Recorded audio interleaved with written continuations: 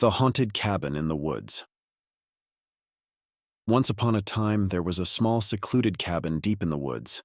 It was said to be cursed and no one dared to go near it, especially on Friday the 13th. The legend began many years ago when a family moved into the cabin unaware of its dark history. On a stormy Friday the 13th, strange things started happening. The family heard whispers in the night, saw shadows moving on their own, and felt an eerie presence watching them.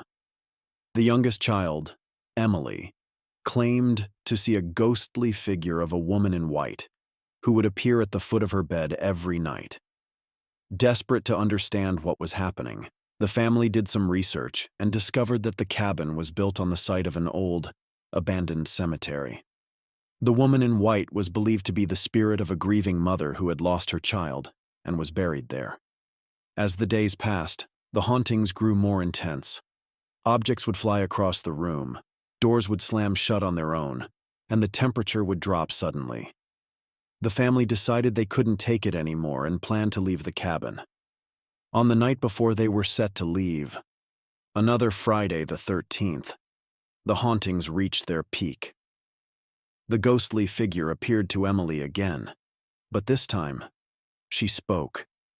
She revealed that she was trapped and needed help to find peace. The family, feeling a mix of fear and compassion, decided to help her. They performed a small ceremony, lighting candles and saying prayers for the lost souls buried beneath the cabin. As they did, the ghostly figure began to fade, and the eerie presence lifted. The family felt a sense of calm and peace for the first time since they moved in. The next morning, they left the cabin and never looked back. The cabin still stands to this day, but no one has dared to live there since. Some say that on Friday the 13th, you can still hear whispers and see the ghostly figure of the woman in white